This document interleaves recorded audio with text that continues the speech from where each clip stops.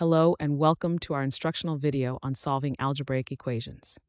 In this video, we will be learning how to solve for the variable in the equation 2x plus 8 equals 16. So let's get started. To solve the equation 2x plus 8 equals 16, we start by isolating the variable on one side of the equation. Our goal is to get x by itself. Currently, the equation is 2x plus 8 equals 16. The first step is to eliminate the 8 added to 2x. To do this, we need to perform the opposite operation of addition, which is subtraction. We subtract 8 from both sides of the equation to maintain balance. So we subtract 8 from 2x plus 8, which cancels out the positive 8 on the left side. This modifies our expression to just 2x. On the right side, we also subtract 8 from 16.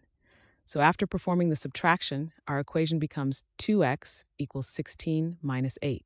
Simply, we now have 2x equals 8. In summary, we subtracted 8 from both sides to isolate the term with the variable. Now that we have simplified the equation to 2x equals 8, our next goal is to solve for x by itself. To do this, we need to eliminate the 2 that is multiplying x. The opposite operation of multiplication is division, so we will divide both sides of the equation by 2 to maintain the balance.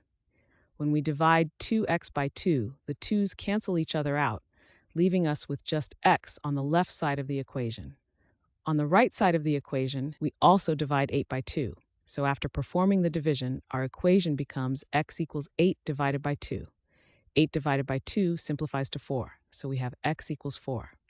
In summary, by dividing both sides of the equation by 2, we isolated x and solved for the variable. The solution to the equation is x equals 4. Thanks for watching. I hope this video has helped, and if it did, please drop me a like.